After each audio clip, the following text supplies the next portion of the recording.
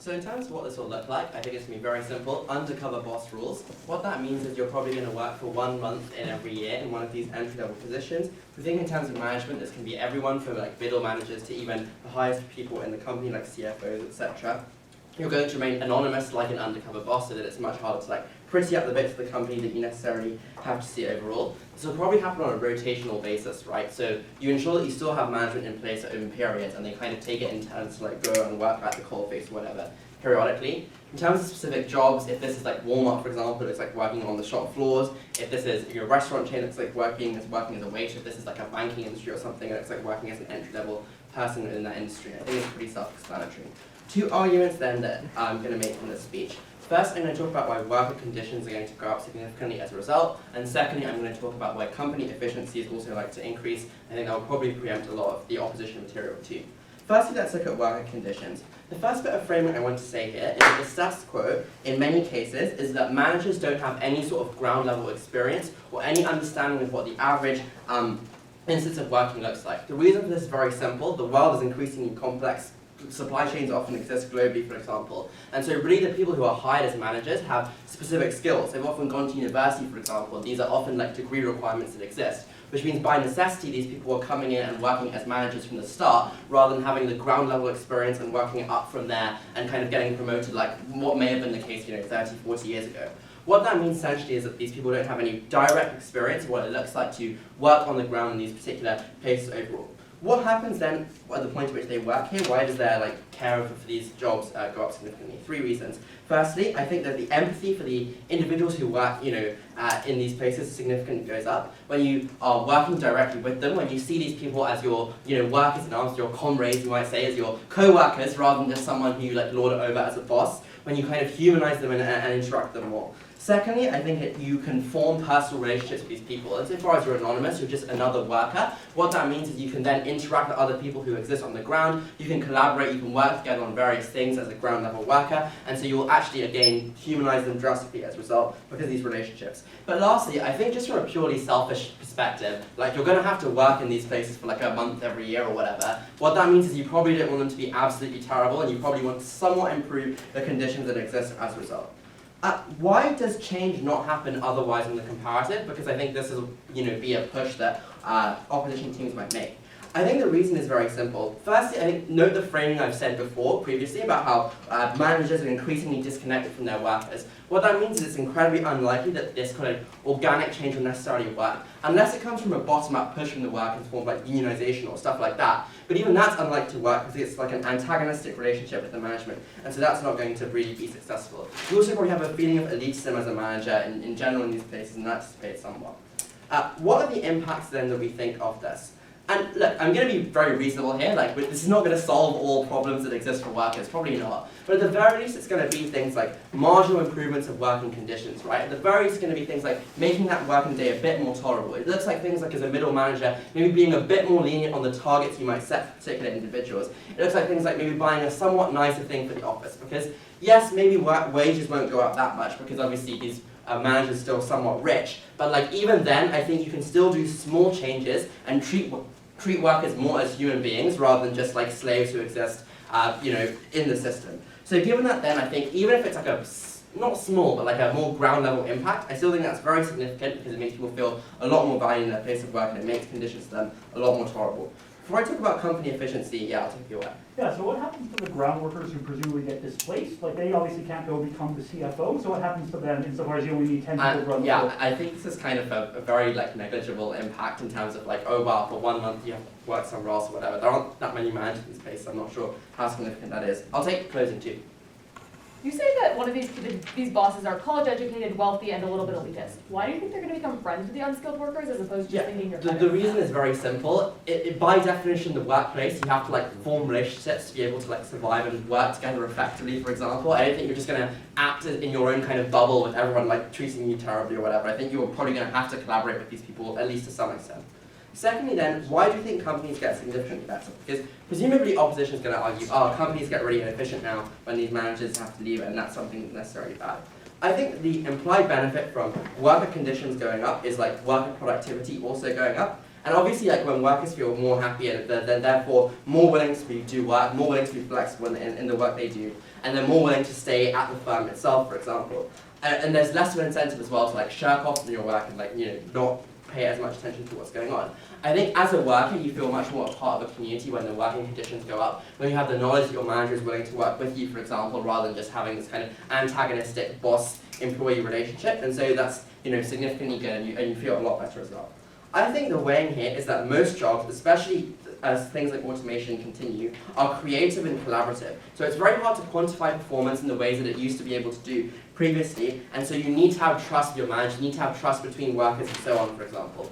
I think what this means when you implement this motion is that trust significantly goes up because you have a lot more faith in the manager that exists, which means you're much more willing to stay at the company and be retained rather than constantly switching and moving around. You can also, as a manager now, go to the ground and see if your corporate strategy and your methods of retaining workers is actually successful, and again that shows that how effective your company might be. What opposition will now probably say is, aha, well if this is going to massively increase company productivity, then they would do this anyway and there's no need for this motion. That's actually untrue for a few different reasons. Firstly, I've already talked about the feelings of elitism, but I think moreover there are two really significant reasons why this policy is really unlikely on the comparative without this direction and empathy. The first thing is there's like a first mover disadvantage in doing this. Because when you do this, this is and you improve working conditions this way, that is a kind of cost for you, and you're deviating away from the industry standard of how you might treat these workers.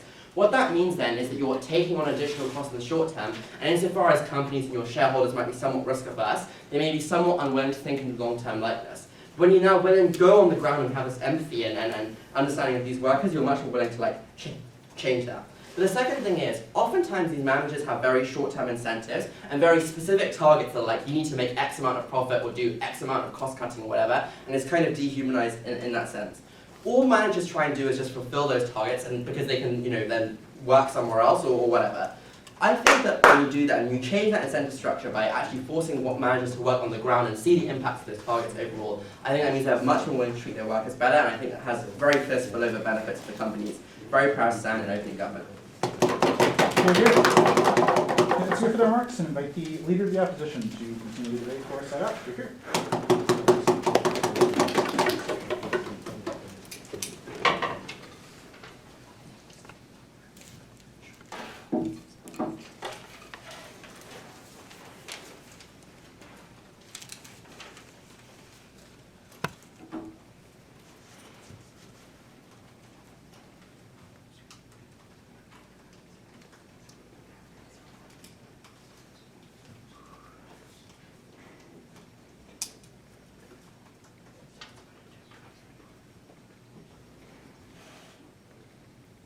To speak before I begin, just a point of accessibility, please no verbal PYs in the sense of don't on that or whatever.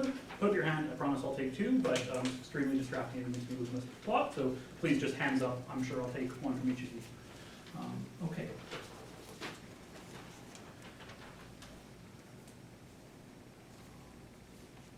All right, beginning in 3, 2, 1. I don't think bosses are going to get more empathetic. I think they're far more likely to realize where employees are slacking off, where they're losing productivity, and are likely then to close those loopholes, which for, again, management is more efficiency, more dollars in their pocket, but for workers is the few places that they find some solace in an otherwise often demeaning and grinding job in many instances, where they find the ability to just take a break, rest their feet, those types of things. First, some extraneous rebuttal, then some important framing, then I'm just going to move into talking about probably the major actors in this round, incentives of the bosses, how this impacts employees, why we think that this works. Really quick, just on a broad thing, they say we don't have solvency or whatever. We just think this makes the situation worse insofar as we prove that this is worse than status quo. That's all we need to defend. We're not going to explain how we're going to get their benefits. We don't actually think they have benefits. We think they make the overall status quo worse on their side. First thing on undercover. I actually think this is terrible for a couple of reasons. One, it creates a constant fear, i.e. that new person that just came in might be your boss, might fire you when they realize you're not working as hard as they want, or just generally, you probably don't want to talk shit about the boss to them. You don't want to. That undercover aspect means that you can't trust any of your employees, any of your fellow employees, because any of them could be the boss who's literally running your company, or might just be your, presumably, 2 levels up upper management, the person you don't see that often. Those types of things, I think, are very scary and reduce workplace morale, reduce the ability, also, make a lot of other aspects of working extremely hard. Second of all, It's just very unclear what happens if these people do a poor job. They say this will require them to work really hard. I don't think that's necessarily true. Like, I think when the CFO goes down to a low thing, he doesn't like flip the burgers fast enough. I doubt he's going to be fired. I doubt they're going to fire their CFO. It's probably more likely that he just will be like minorly reprimanded, which means it's unclear why he's actually going to work the job as hard as everyone else does, and therefore feel what it means to be an average employer. But also then it just makes management, whether or not they know this person is undercover, in a hard place. They obviously don't want to fire the CFO, so it's also extremely hard for them to determine who to punish and those types of things. I think probably what's most likely to mean is that that person has the ability to slack off. I don't think 1 month a year is like some terrible burden on them. One, they'll probably find ways to like take all their vacation time around that area. But even if they don't, I think it's probably likely they'll just see it as, okay, it's my time in the trenches, just like make nothing thing. All the elitism that we've heard still exists. They probably still think this is a stupid job. They probably think it's beneath them. It's definitely beneath their paycheck, those types of things. Okay, so then moving on to what else we have in this round. So the next thing I want to note is efficiency. I think there are two important distinctions of efficiency we need to talk about. Efficiency that directly comes from increasing worker productivity and general losses of efficiency. So I think there are dangerous general losses of efficiency, i.e. having to train someone who is an upper level of management to do the basic job. Just understand that an entry level job doesn't mean that there's no training required. You still have to learn to work the meat processor or whatever. These types of things take time and note have a massive opportunity cost when you're like taking someone who has an MBA and now making them doing that other thing. But more importantly, the types of efficiencies they're likely to get on their side is just making workers work harder. Hey, they're actually taking breaks here. Oh, we noticed that actually they could probably do more of these types of things. This assembly line could work faster. Those are the types of things. We think that they lose the efficiencies on the things that don't hurt workers, and they gain the efficiencies on the things that do hurt workers. That's an important distinction in this round. So I think when we talk about this is extremely important because one, it's unclear. One, like there's the loss of efficiency on their side of like you have to retrain a manager. You have to presumably offload the work of one manager to a new manager. There can't just be not someone being the CFO for a month. That person, everything. That's a lot of lost work that happens when you have to transfer someone's entire workload to someone else for a month. But note importantly, and they didn't answer this, but it's really important, being laid off for a month because the boss wants to come play ground level worker manages to people living paycheck to paycheck. So it's really harmful, and even if they like disperse it among all the workers, just randomly being told that you're taking days off or you're presumably not getting paid and those types of things probably isn't good for you. Again, the incentives of bosses is not to make this as equitable as possible. They want to maximize their efficiency. I'll talk more about them in a second. So why isn't this as an actual representation of the job, and why won't this account for the actual change of the thing? Before I get to that, I'll take the closing POI. Okay, so the types of things you're talking about that are likely to be reduced also lead to a loss in productivity. For example, if workers have no breaks, they're likely to just be tired and not work well also, so you don't end up getting the results. Sure, so I'm sure management will get workers to the perfect place of like marginal utility in which they like get the exact number of breaks to maximize productivity. It's probably never going to be like a comfortable living. It'll probably be enough that your feet don't literally like fall off, but it's probably not enough. Like I think if optimizing was good for business, like I don't know why sweatshops exist on their side of the house or why that exists in the real world. If like the optimal way to pay workers is to give them the breaks they want. I think they're probably going to get the bare minimum to like stay alive. Again, you can also replace workers when they burn out. That's what they do. That's what entry-level positions are known for. Check out Amazon, right? So then let's talk about why this isn't an actual representation. One, power dynamics, right? Power dynamics still exist to a certain extent insofar as you think you're better than everyone. People are going to be scared who they're talking to. No one knows. So you change the power dynamics. These people will get an accurate representation. They'll probably think this is busy work. Note that a lot of the hardships of like entry-level position don't happen in a month. It's after you worked as a waitress for years and years and you have chronic back issues because you stand all the time. So those things don't occur in a month. You're probably not going to notice them immediately. So you don't get an accurate representation. And we think you're probably also not going to have to do the job as hard because again, it's unclear, can you get fired? If you do, are they going to be willing to lose their CFO because he wasn't working hard enough on the floor? Those types of things, I think, do have major problems. Go ahead. If this is as efficient as you say, and this is a cost-saving measure for companies, why don't they do it already? Right, so I just don't think it's...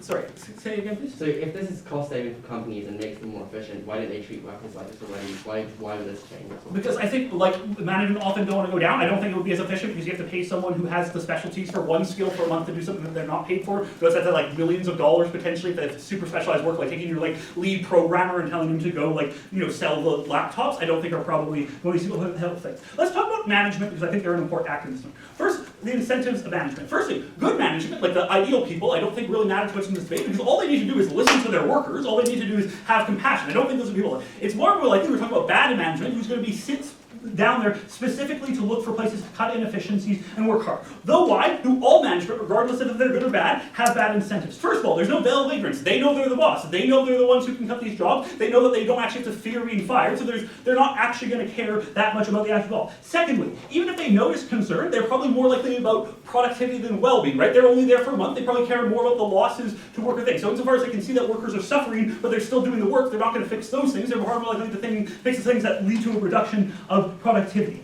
And they probably also can't, and again, management also probably have bosses on them, so they probably still have reasons. Unless it's like literally the very top person in the company, they still have incentives to cut those things. They probably still have all those targets that OG talks about. Those types of things are unlikely to change. Note that this has massive impacts on workers, so it makes workers' lives worse. They have probably less rights, less bargaining power, which is what my partner is going to talk about. More surveillance, literally just constantly anyone who comes into your job could be looking over your back to see if you need to get fired or if you're efficient thing. That probably reduces your ability to work well. And then finally for bosses, the impact on them is it just gives them more places to cut loopholes. They probably think, oh, this is actually a way easier job than I thought. Let's like reduce their salary or that kind of thing. It's unlikely to meaningfully change their perspective. Very proud to oppose. You're here. And that's it for their remarks. I invite your Deputy Prime Minister to continue the round for side up. You're here.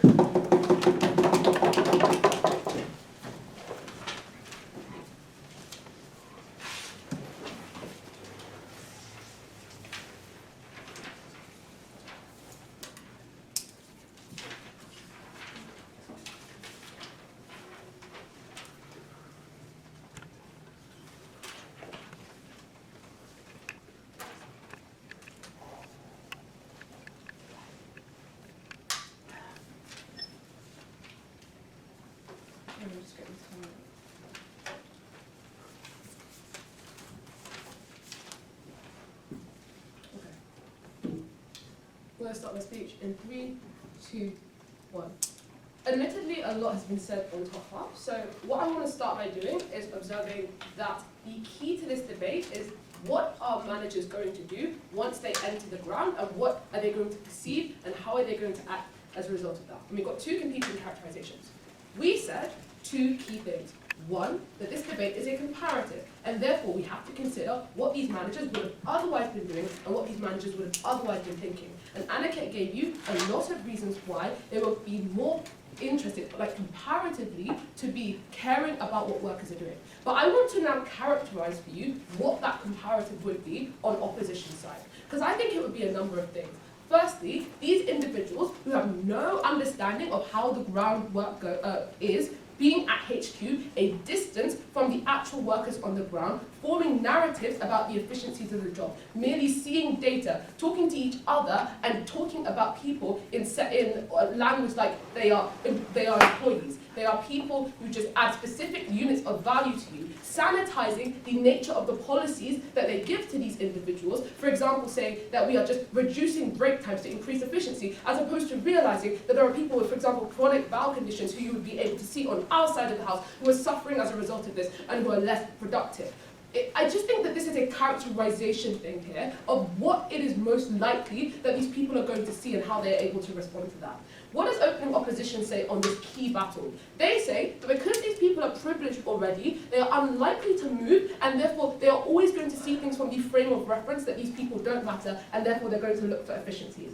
I have two responses. The first is I think there is just genuinely an issue with management right now as an academic profession, which is what the vast majority of managers are likely to have faced and are likely to have been instructed in. Because from the 80s up till now, there's been a movement that you have to increase efficiency, and that's the most important thing. Every unit of labor has to be made maximally efficient. But as we move towards a post-automation sphere, as creativity starts to matter more, as more jobs become collaborative, and crucially, as more companies realize that the way to create value is actually through doing new things and breaking new markets as opposed to just squeezing units of efficiency out of their workers, that is the way that you'll make profits. The problem is that the people in management positions under the status quo have been instructed in the old school, because these are the level of the instruction even a decade ago. And this research that Aniket talks about, which is why worker efficiency improves, is something which it has not fully translated to those in management positions. The reason that this matters is because it's why we get unique benefits on our side of the house. Now, we're willing to contend that there is going to be a shift, that like in 20, 30 years' time, management will probably be more receptive to the facts that we are bringing in opening government, that worker happiness and productivity increases. However, crucially, for the 30-year period up till now, we get all of the benefits of those managers who weren't in that instruction, seeing the reality of their policies on the ground, whether it be the inhumanity of them or their efficiency. The second claim that opening opposition makes on this is that workers are constantly going to feel watched, and that's what's going to affect their morale. What we say to this is, firstly, given the huge nature of the organisation, and given the way that you just normally interact with people, the necessity to have close relationships with workers, it's unlikely that the worker is going to be thinking that they are potentially talking to a manager in every potential interaction that they have. But even if that is true, again, we have to consider the comparative, because workers have concerns on their side of the house. It's just that they feel afraid to talk to the manager directly, because you actually have to go to their office and they have their name up there, they have their degree on their door, and you know that you could get fired. I think on our side of the house, the fact that if you are talking to a manager, it is within a different context of relationship. It is within them actually having to work with you, them having these same burdens as you, means that you are far more likely to approach them. That is their best case scenario, where you know that it is a manager, because you know that contractually you're in the same boat. They say that managers are just going to shirk responsibility because they could get reprimanded. That is a complete assertion and not how contracts work. What now is then left in this debate? I think there are two broad things, but before I explore them, I'd like to take closing opposition. So yeah? Oh. Yeah, so the kind of body that can actually make managerial change is something like a union. How are unions supposed to be formed if you always have your boss looking over your shoulder? Yeah, I don't understand how they can't be formed. Workers get together, they form a union. They have to explain how this is going to be damaged by that. I don't really think it is. Okay, what then is left in the debate? Two things. Firstly, on how companies genuinely get better and how people's, how you are able to get better worker rights and conditions. I think that at the end of this debate, we've been able to prove that compared to the existing views of managers and compared to what they are likely to have seen on the comparative, we are better able to get managers actually caring about the issues which affect people. Whether it be because of the context in which they are approaching the conditions of workers, whether it be because of the lack of standardization of language now that you actually have to see these things, or whether it be because you finally realize that workers actually work less when they have restricted toilet breaks, whereas your management thesis told you otherwise. You are likely to implement conditions on all of those fronts. On the second clash of experimentation and management, this is another issue where management is flawed. Because what management does under the status quo is it looks at case studies and then it says, this is how these successful companies work. But when you're devising a new strategy for how to improve your company as a manager, you actually have no original empirical data on how that's going to work. You just get feedback from lower managers and from people on the ground who arsenic you and who want to tell you that things are good. Now you get to see that for yourself, so that feedback loop becomes stronger. That is how for every policy a manager is likely to implement, you get more efficiency and you get more tweaking, which helps those policies to become more successful. So, do you have a POI now? Yeah, companies like Amazon have perfect insight into the lives of their employees because they track them 24/7. But the working conditions of those companies are atrocious. How can you reconcile that with the vision that you have for how these companies improve? I think without realizing it, you've actually fallen into our case. Because what happens at Amazon is in a HQ they think, what can we do to see how workers can improve their efficiency? Every single unit of their labor can be spent towards work. We can look at them, we can restrict their lunch breaks, we can use technology from afar to try and control them. What Aniket was able to prove, it is only those human reactions and interactions which let you know how people tick. It is only when you actually see people getting restricted toilet breaks, see people shirking, and you can't just replace them with a bunch of new workers because the same workers are going to face those issues, which you'll find when you talk to other managers, that you're going to try to devise a new strategy. It's only on our side that you move away from using technology and move away from this idea of operational efficiency and actually give workers the freedom because you see those things for yourself. At the end of this debate, there were two barriers to workers, managers understanding workers. One, a lack of empathy with them, and two, just a general lack of realization of what is going on the ground because they are not there. We solve both of those issues and get benefits. OG for the win. Hear, hear. I think let's hear for their remarks and invite the Deputy Leader of the Opposition to finish off the front half. Hear, hear.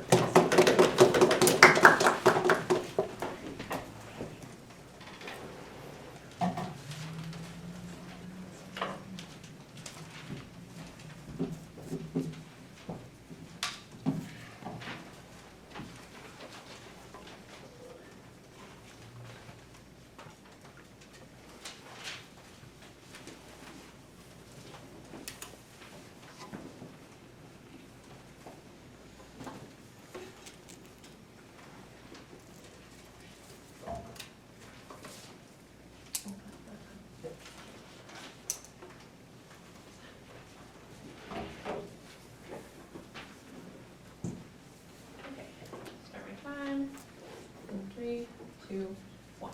Alright, the first thing I'm going to do is bring to you some additional constructive from the opening opposition case. Then I'm going to talk to you about the key mechanism that OG wants you to believe and why I think our mechanism is superior to get better conditions for workers, and some extraneous rebuttal to close out.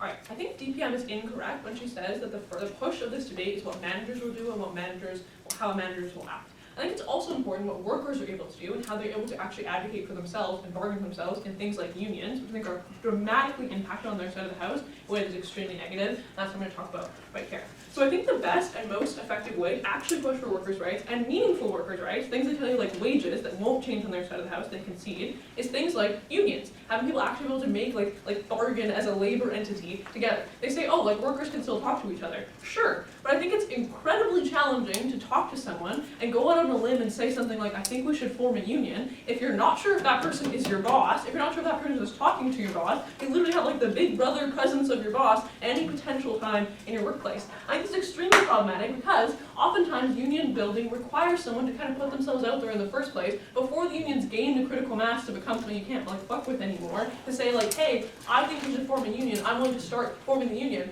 But if you like are able to fire that person, and because the undercover boss is the one they happen to talk to first, because they're the one who undercovered that union thing, you can never get the like actual critical mass to get a union to be able to build those kinds of things. It's very easy to fire people for arbitrary reasons, very hard if you're a poorer person, entry-level worker, to like sue for wrongful dismissal. Those kinds of things are not available to them. I think this impact exists even on smaller levels, where people are just more careful about the kinds of things they say to their coworkers. Things like exchanging information about salaries. I literally work an entry-level job, and recently someone told me they got a raise and I didn't, and now I have that information I can use to advocate for myself that I wouldn't have if I thought maybe my boss would find out that I was chatting about that with my employees. Things like whether you've gotten your time off requests approved, and what kind of like policies might be inequitably being applied to people. Things like talking about just your basic legal rights that someone might have more knowledge about than you. The more hesitation you have as a worker to talk to your fellow employees about those kinds of things, the less information you are equipped with to advocate for yourself, to advocate for your fellow workers. Knowing that literally any person you talk to might be your boss in that situation, under their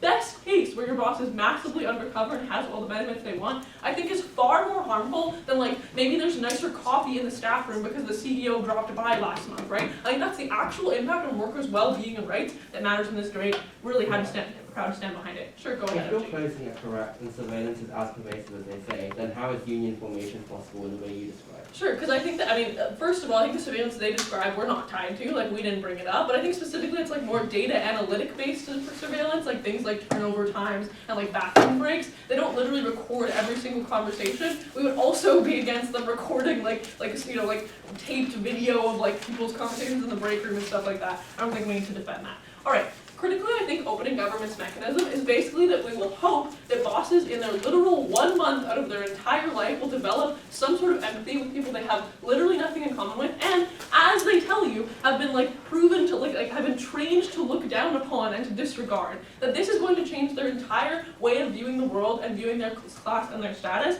and maybe they'll give workers more supports. In their own case, they very much say the supports will be very minimal, things like nicer things in the staff room. They admit things like wages will not go up. I think we challenge this mechanism, A, in Carl's case, by telling you that you risk the reverse happening, where people have now been like, cool, yeah, I was an entry-level worker too once, it was actually much less hard than they're telling you it is, I'm very happy to support, not changing anything, or in fact, even worse, where workers now observe the loopholes that where CEOs now observe the loopholes that workers make for themselves, where sometimes they do give themselves more time off by doing things like cutting corners and being efficient, in ways that just are better for them as workers because they can chill a little bit more. Now they know those strategies that were previously under the rug, and they can do things to cramp down on them further, right? I think therefore their mechanism is dubious at best, but we also tell you in addition to that the actual mechanism that helps workers is things like worker solidarity and bargaining, which you now can never do on their side of the house because you're constantly living in fear and under surveillance. I think that's a massive problem. I think it's also just probably not good as a worker, and I think this is a meaningful impact,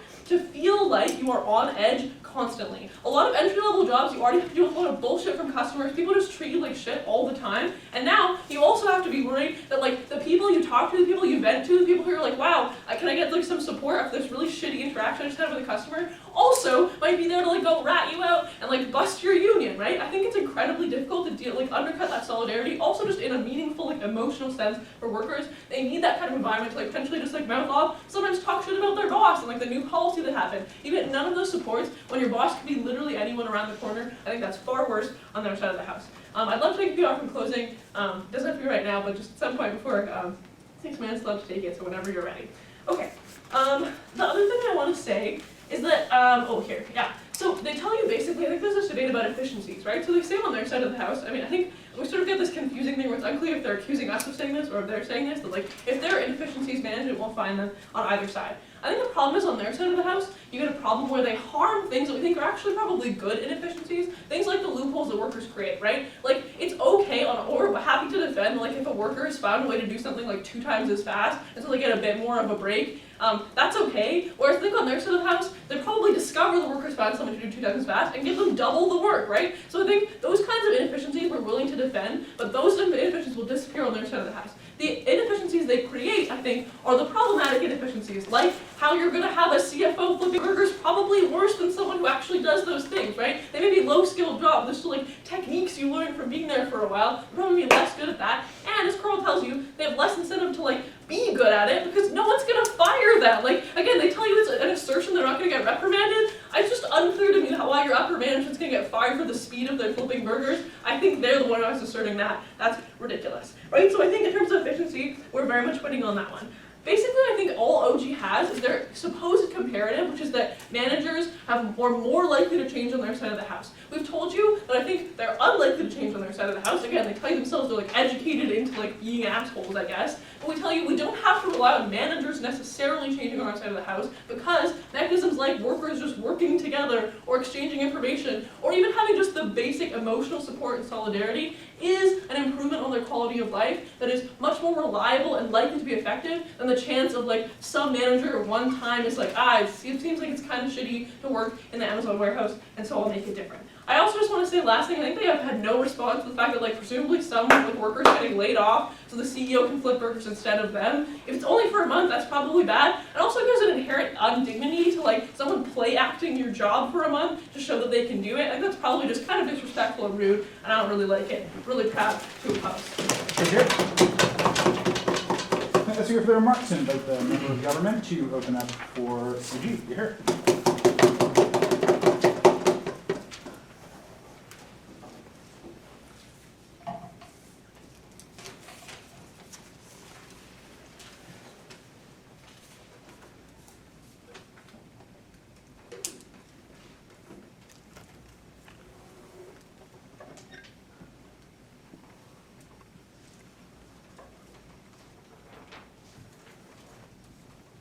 So there are 2 potential benefits that can come from site government, right? Either increased empathy, and that's good for workers, which is what some would say is the vulnerable actor, or alternatively, increased efficiency by the companies, right? Our extension is going to go give you very deep analysis on why this is going to create increased efficiency and more successful businesses. Why does this necessarily rank us above OG, right? If you look at the wording of the motion, it says this will require management to work entry-level jobs through implementing policies by the companies. So necessarily the people that are going to be implementing these policies are going to be the companies, right? We think there's divergent incentives there. We think the companies are more likely to draft policies that are good for companies more than they would be good for like empathy of the workers, right? So we think everything that OG said about empathy is good and useful, but we think the biggest impact and the biggest truth in this debate comes about how companies will now have the incentive to create much more efficient companies, to create much more jobs, to create more successful businesses, which gives people dignity as well as meaning and purpose through their jobs. But just quickly before I get onto our extension about how this is going to increase management efficiency, just like extraneous rebuttal. So they tell us a lot of things about like trade unions, which they pretty much describe in the status quo, and they also tell us things like management is going to act worse. Management has bad incentives. Management's gonna like look over your shoulder constantly. We think most of these things are like symmetrical. The managers can't possibly be worse, right, in many ways than what they currently are. So we don't think a lot of their harms are inherent to the motion. But please note how our whole extension clashes directly with them and how our impact is more valuable in terms of the debate. I'll take closing POI from anyone. Sure. Yeah, if I don't quite understand your argument, it seems to short-circuit itself. If companies are implementing policies that are good for the efficiency of the company, that is a direct trade-off with what OG is telling us about what is good for the workers. Can you reconcile why those two conceptions of the world make any sense? So we think we're going to be good for the workers and for the companies. Like, you can have more empathy with workers and be more efficient. They're not mutually exclusive. We are just saying that our impacts are slightly more important. So, what exactly is our extension? No, thank you, right? Let me characterize to you what management systems and hierarchies in companies look like. We'll be the first team to do that. So, there aren't only executives and entry-level people, right? We have things like specifically, you have bottom management, you have middle management, you have divisional management, you have systems management, then you have regional management, and then you have executive management, right? And this is not only about CEOs working entry-level jobs. This debate is about all of that management and how we could potentially make them more efficient. So the first question what I'm going to ask is, what information are you likely to know as management who's very distant from entry-level jobs? So where's your information going to come from? 4 unique places. First is going to come from data. Notice here, these are just figures on a page that you don't really understand intuitively or haven't sent to care about. Secondly, they come from like reports, like one-page reports that like an intern wrote or something about the problems in the company. Thirdly, these problems are reported to you and obstacles to the company are reported to you by people who have their own incentives and are biased and have different interests. Right? So, for example, if you look at like a company that is into marketing and sales, right? The problem why people aren't being successful salespeople could be because they are stationed in the incorrect areas. But the marketing manager, who's complaining to the upper management about what's going wrong, actually just wants a bigger budget, right? So they won't be diagnosing the problem correctly. So the disconnect and the distance between the management and the entry-level workers is very bad. Right. So before I get on to what are the biggest obstacles that businesses face in terms of efficiency and growth, and like our 7 unique mechanisms there, I'll take you. Yeah, so we agree that there's multiple levels of management, which means that's thousands of people who now need to be retrained, whose workload thing. All that inefficiency needs to be made up for somewhere. That's probably going to be made up with worker inefficiency, working them harder to keep profits high. How exactly do you make up for that inherent inefficiency of making people do a different job 1 month a year? So, look, like, those harms are incredibly marginal compared to the extension that I'm about to give you. So yes, some people will be working in jobs where they're not used to working, right? But whether it be like once a week or like 2 weeks a year, like those are very marginal harms and benefits to the structural increases that I'm going to be giving you in terms of the improvement of these companies. So what are the biggest obstacles that companies have in terms of being efficient, right? Firstly, things like manufacturing problems, and secondly are things like HR problems, right? So when you are a manager and you go into and you work in an entry-level job, you're having more nuanced understanding of the root problem of manufacturing things, right? So, like, you have nuanced understanding of exactly which equipment is malfunctioning in which way. There isn't a big disconnect where it's just like emails explaining things generically. Secondly, in terms of like HR problems, like conflict in the workplace, you don't just hear like biased, dismissive reports about people being discriminatory. You have a better understanding of the hatred or bigotry or just misunderstanding that's happening between people, right? So this disconnect between the different levels of management and the companies are bad. I'll give you like an illustrative example. So let's say you have a private hospital. You have a nurse, a doctor, a floor manager, a hospital manager, a district manager, and a CEO. Say someone dies unnecessarily, right? Because the doctor, because the nurse diagnosed them with angina. But actually, actually it was a heart attack, right? So this is a huge problem for the company in terms of its efficiency and in terms of its impact. But when it goes to the doctor, floor manager, hospital manager, district manager, and CEO, the CEO is just going to hear that someone died of a heart attack. So the CEO is going to put money into things like better equipment and more resources for heart attacks, when it's actually a huge misdiagnosis of the problem. So what do we get on our side? An intuitive, visceral understanding of the root problems of things. Why is this useful, right? When you're managing an entry-level position, it's the difference between like watching a debate and having an argument and thinking, oh, I lost that argument, versus actually being in a debate and losing that argument. You have a visceral reaction. You're more emotionally invested to improve it. But it's just a couple of other mechanisms, right? So we think this gives a better understanding of why workers are like sometimes less efficient. Now you see, they're not lazy, they're not late, they have structural challenges that are unique to their circumstances. Fourth, you have better dialogue between management and employees. Fifth, and most importantly, like they have a better understanding of what the root problems are, where they are to do with sales, where they are to do with manufacturing. So much information gets lost in translation and the disconnect and the channels of information. We think you have a much more nuanced understanding of, and just the impact of our extension here is you create much more successful businesses, which creates more jobs, which gives people purpose and dignity. Yes, capitalism sucks, but we create a side where, like, it's existing on both sides. We create one where it creates more dignity and more jobs and more purpose. Thank you. Here, here. Let's hear for the remarks and invite the member of opposition to open up the CO case. Here.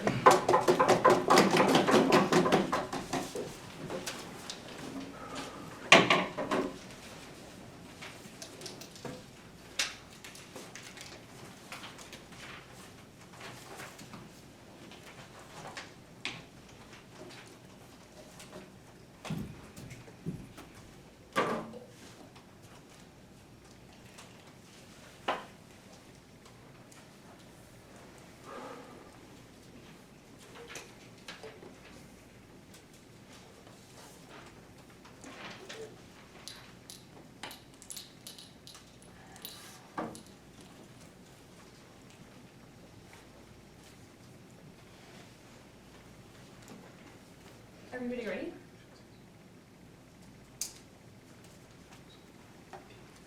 There is a reason why the working proletariat hasn't been infinitely enriched by the existence of undercover boss. And it's because it structurally doesn't work as a mechanism by which to alleviate the struggles of workers, nor fulfill the obligations of companies. I'm going to step through two obvious contingencies and tensions on GovBench that I'm going to be moving to our case, which is going to have substantially to do with automation and the way that we think decisions are made about that. Because let's make no mistake, menial jobs in the status quo are being very quickly replaced by machinery and robotics that is able to do that job more efficiently. We're going to talk about why being either too empathetic or not empathetic leads to really bad decisions being made about whether you should automate and how that costs both businesses and workers money. The first contingency that I want to note is that all of Gov's case hangs its hat on something changing. Here are a few reasons why nothing changes. First, your chief marketing officer isn't in discussions about salary increases. And in fact, salary increases often aren't even decided by a company, but are pegged to government minimum wage standards that are often lobbied down by individual corporations because it costs them a lot of money. The reason why that happens is because corporations are pursuant to the interests of their shareholders that they have to acknowledge because they give them the financing necessary to continue their operations if they're large and if they're public. Meaning that that is the highest order obligation of that corporation, meaning that even people who are like really empathetic aren't often in positions to make the decisions that they want to make. I'll note also that GovBench concedes this, because OG gives us their best case, which is like, we probably won't get salary increases, which is actually, and I know the thing that minimum wage workers probably care most about, because they can't put food on the table in the status quo when they're so highly constrained. But instead, they'll do things like, maybe put like a box of donuts in the office, which is fantastic. But when I finish my 10-hour shift at Target, I don't care very much about the box of Dunkin' Donuts that is in the office, given that I'm going to struggle to feed my family when I get home, or because I think my job is going to be replaced by a robot, because I think that the person who's come in is so highly out of touch and unempathetic with my position that they're not going to be able to recognize the value of the work that I do. Meaning that the decisions that they make, even if they are good, are highly limited in the scope that they make. And government does not go far enough to illustrate either A, that these decisions do get made, that you'll note that they give you no mechanism for how that actually happens outside of empathy broadly exists and therefore good decisions are made. And secondly, what the decisions actually look like, which they themselves, I note, concede, are not very important. I think a bunch of what CG tells you is highly derivative of OG, so I'm going to probably ignore most of it, but the one thing that I really want to engage with is this idea of emotional investment. Let's talk about automation and the way that it relates to the debate. And I know that this is the most important argument, because OO goes for a really strange characterization. Like, they are correct that people's jobs are misplaced by CEOs going in, but there might be 30 executives for a company and 4,000 franchises. So what actually happens is not that their jobs are displaced by people coming in for a month every year, but what happens is corporations make policies that are actively bad or actively reduce the period of time that they're actually exposed to the workers in the most unempathetic case, or in the most empathetic case, make really bad decisions about whether automation is in the corporation's best interest. So let's take the best case for site government. They go and they love these workers, they fall in love with them, they think that they're the most important thing ever to exist, and they decide that automation is not a necessary reality for retail operations to continue to exist. What actually ends up happening is that you undercut the productivity and the efficiency of the work that is able to happen in that business. You cut off shareholders' like making returns. And I know that that's really important because individuals have substantial investments in companies through things like pension funds that they are able to enjoy the returns off of that like have a lot to do with whether they're comfortable in things like retirement. So it's not just the workers in that industry that you're affecting, but it's people writ large that you affect through the investment in this corporation or through a mutual fund in this corporation. By ignoring the interests of the profitability of the company, by being overly empathetic with your workers, you're likely to make structurally bad decisions for the longevity of the business in and of itself because it's likely to get outcompeted. It's likely then to lead to the job loss of those workers in the longer term. And given that they're low-skilled workers, it is often difficult to shift between professions.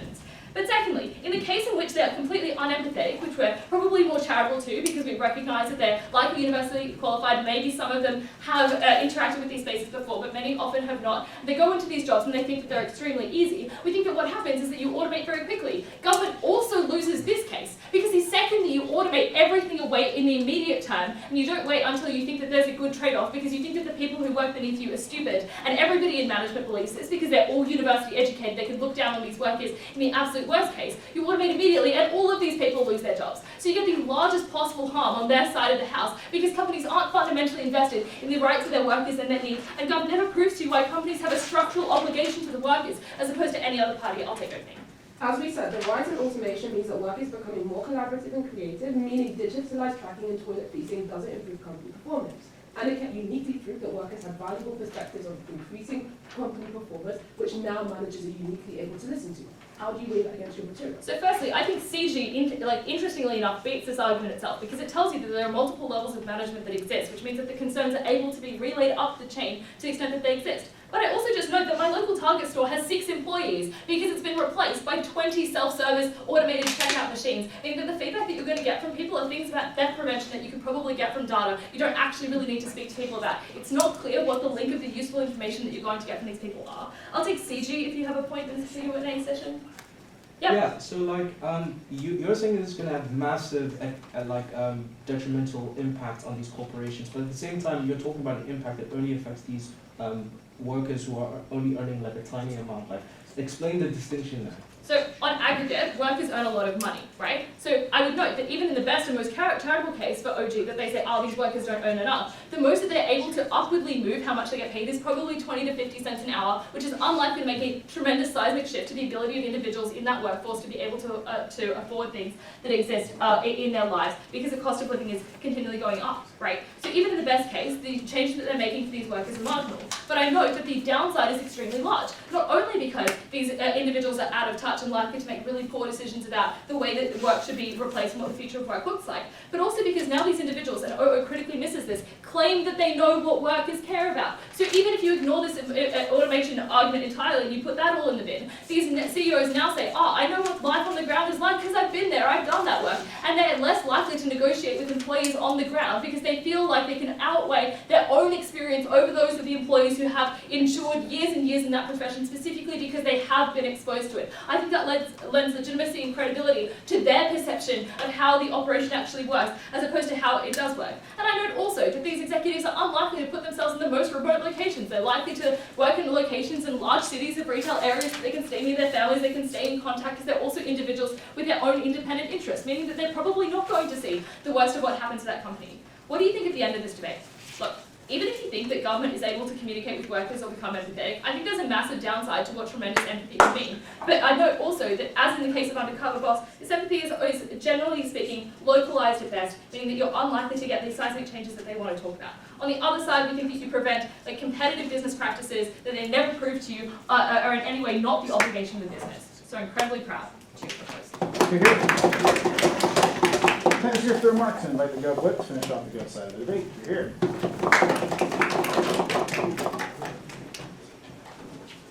As if I want to just take a chair and sit.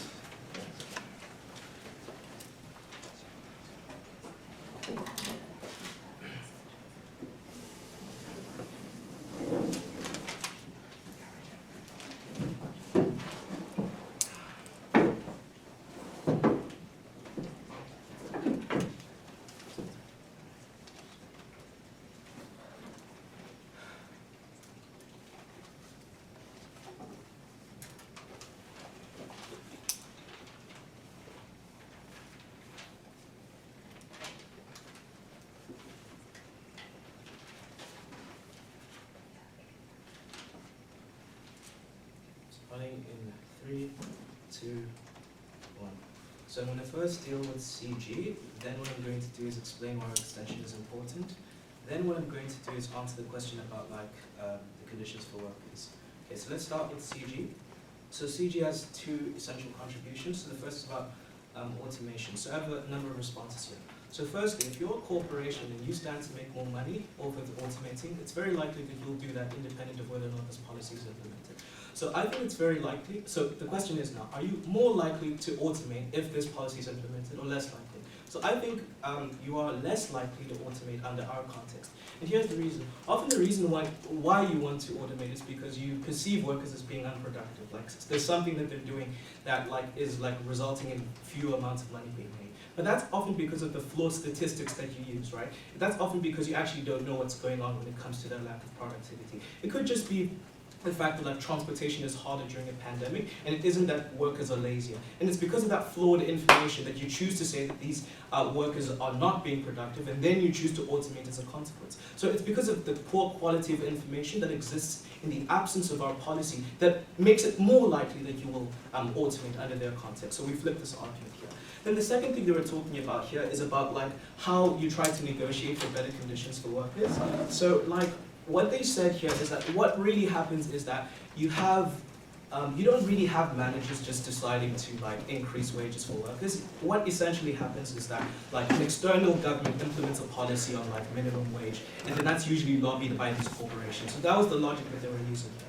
So obviously, firstly, that's an uncomparative, so that happens in their context too. But secondly, we think wage negotiations can happen internally, right? You can file a complaint, you can actually protest, you can actually try to lobby for the governments to change their internal policies.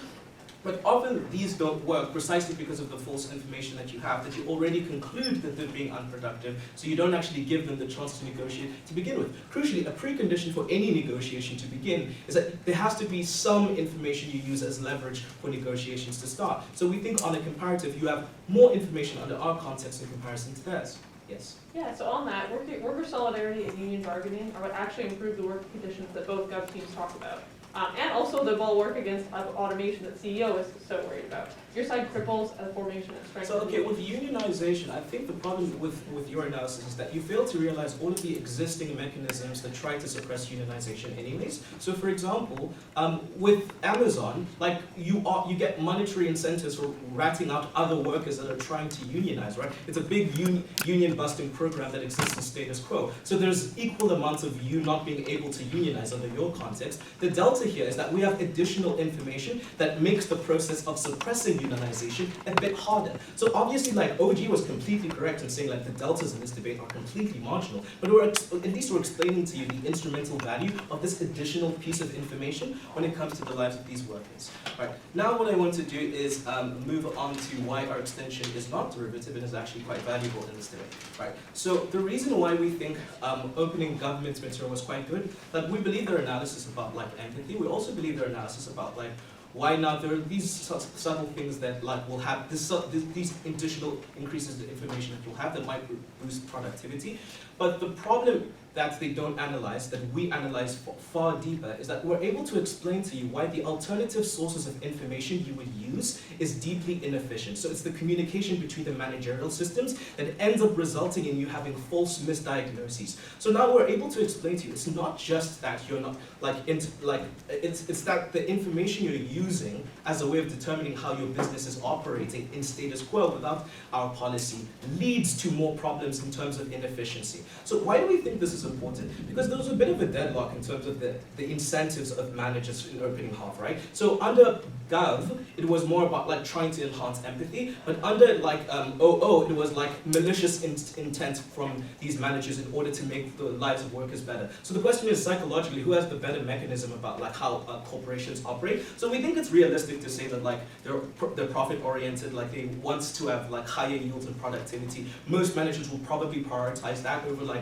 their underlying sentiments about the lives of their workers. So if we're able to explain to you why we can co-opt the underlying psychological mechanism of a manager and still get the benefits to workers, I think we're able to break that deadlock. So how do we exactly do that when it comes to the extension that Franciscus provides you? So he talks to you about how you have a lot of red tape that gets in the way of you getting true information about how a business actually operates. And it gives you the example like of a hospital, right? Where like, and this happens in real life all the time, right? Where like a nurse says that a patient has angina, right? But then it turns out it's a heart attack because the symptoms at the beginning seem similar. But what ends up happening is that there's a report that says, you know, patient died because of a heart attack, and we don't actually know what happened before that, right? We only just have that information. The consequence of that is that your solution becomes far different than what it's supposed to be, right? And those are those incremental things that lead to a lack of efficiency when it comes to your business, right? So we're able to engage with opposition at their best and adopt their metric, which is of efficiency, and not assume that these managers are going to be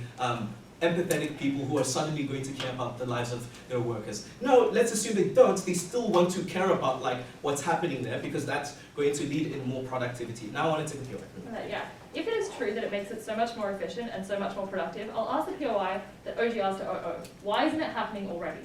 Yeah, so we said, first of all, like, as a manager in status quo, you have more of an incentive to, like, not do this because you don't want that period of time where you're earning, like, the same amount as an entry-level worker. For example, you want to sustain the profits that you're getting as a manager. But secondly, like, remember that when I was talking about the flawed information, like those flawed statistics and KPI indicators in those reports, you think that's good information in status quo, right? So there's the illusion that you know what's going on when in fact you don't. So that's why in status quo, you have all of the harms that we're talking about. It isn't the case that you have perfect information, and we think we solve that problem under our context. So why do we broadly prove as closing government, and why do we think it's sufficient for this debate? So two general reasons. The first reason is that we've understood that there was a huge deadlock when it comes to the incentive of managers, and we resolved by co-opting their characterization and explaining why even under their context we still get the benefits they want. But secondly, we talked to you about the internal organizational structure when it comes to the managers in these big corporations and why it is that structurally they're likely to fail in the absence of this policy.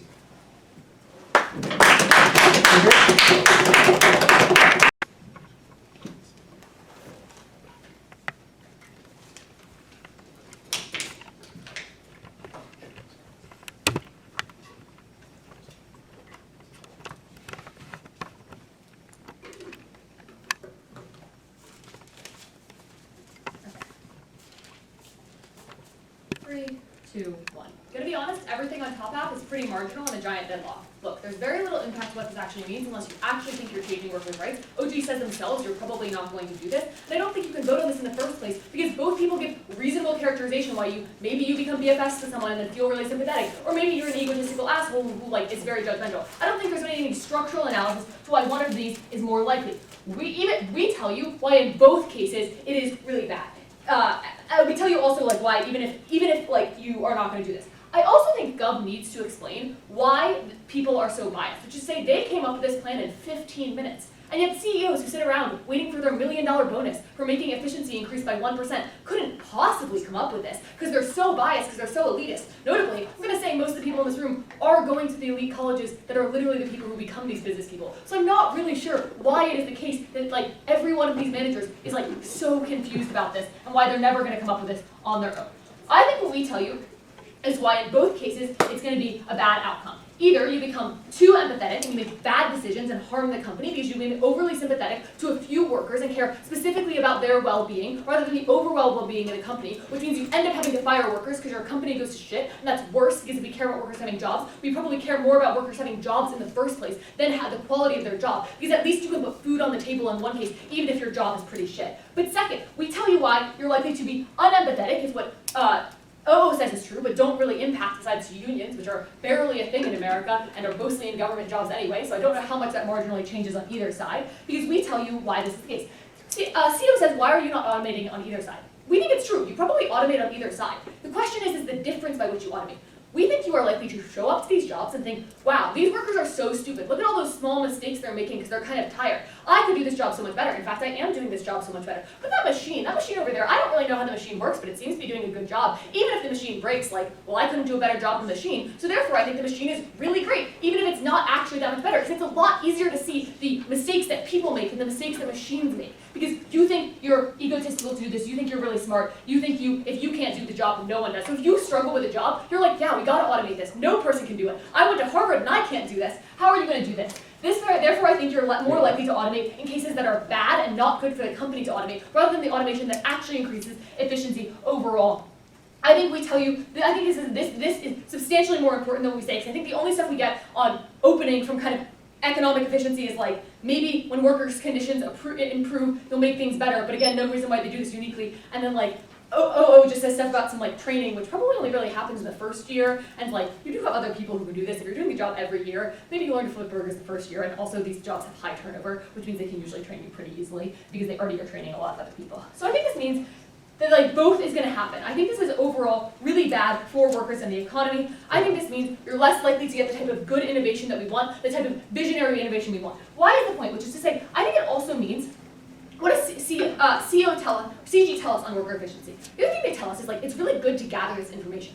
I think this is a terrible idea. People over-index on their own experiences. They think what they see matters more than the surveys that survey everyone and get good information. That's what managers are good at. But I just see something bad happens, and then I react really aggressively. That visceral emotional reaction, which is what CG tells you is going to happen, means you make bad decisions. That make your company worse off, that make your shareholders pissed off, that makes your workers ultimately worse off because you end up firing them. And that's really bad. You think you have way more ego. You don't listen to your advisors anymore, because you're like, I've been there, I've been on the ground, I know what it's like. Therefore, I can make these decisions. This means like one person shoplifts and you see them, and you're really pissed off at them, because that sucks. So you hire like a bunch more store cops to like police everyone because you're pissed that your store got stolen from once, even if it's not a minor problem or costing you that much money, because you emotionally react with anger. Or more likely, you're more likely to invest in automation because it makes your job easier. You don't want to do this job anymore, so you just invest in automation, and then you don't have to. Then you don't even have to take your month off anymore because you've automated all the jobs away. Which is another great incentive to do this, because if there's no lower entry-level jobs, you no longer have to do them. That means it's good. This means you're more likely to see automation as good and workers as bad. But this isn't the good type of automation. This is the automation that wouldn't make sense if you were looking at it from a high level, but you make biased decisions for the empathetic reasons that they tell you about. Okay, opening. Your member says that decisions are made by a bunch of different managers who communicate with each other and decide. If that's true, why is one manager having one particular experience going to change the company in the way that you say? Because they still have decisions about whether or not they want to hire workers or buy machines. What they don't change is the minimum wage, which is determined by government levels or the share of trustees. They still have to manage their own store. So they do still make those types of decisions that are able to make those types of things. I think what we're talking about is the broad company-wide policy that doesn't matter. Why do I think this type of like efficiency, either because you are too empathetic and make bad business decisions because you're overly sympathetic, or because you automate jobs that aren't that good to automate? Both of these are really important. One, I think it is good when the economy grows. You have a larger tax base, you go to social services. It is a higher quality of life. Pensions funds are better when companies are successful. More people have jobs. I tell you already that we care more about people having jobs in the first place than whether or not the jobs are the highest quality, because we care most about the people who are completely unemployed, those are the least well off, who don't get these benefits. But two, why does this way over workers' rights? Before that, I'll take CG if they have one. No? Okay. Cool. Why does it weigh our way over worker rights? We tell you why worker rights are mainly determined by government policy. One, why is this the case? You're always going to want to compete. So even if every company does this policy, it's not clear that every company will then raise the minimum wage. So you're not likely to do this as a result. This is actually significantly better than it is determined by government policy, because it's not just up to the goodwill of a company that can change at any random time. And I think this probably actually creates some sort of false solvency, which is no, the companies are really nice. They're really empathetic with their workers. Why on earth would we have to pass policy? Such a big fight. Why would I bother doing that? And I think the government's less likely to get involved. Finally, I would tell you why way more jobs are lost to automation or economic inefficiency. Why do we weigh it against OO? One, I think the points about unions, like, they don't really say the marginal impact of this. The only unions I can think of, at least in America, are teachers or police unions, which are government jobs, and companies already have the incentive to break up unions. So they have to tell me why this is like marginally going to change how much unions there are. I don't think there are many unions in the first place. It seems fairly marginal. Two, I think the training stuff only happens like once a year. You probably have an assistant CFO who can like step in for a month and they can do some training. So I'm not sure how important this is. We tell you, we impact what their best argument is, which is what happens if they actually think workers are really stupid? What happens then? We tell you why that actually leads to automation and massive job loss. Therefore, we weigh on that. Finally, we just outweigh on magnitude. We tell you cut tons of jobs when you automate too quickly, and it's actually not even the good type of automation. This means that we also tell you why the company's success means overall more jobs. This matters.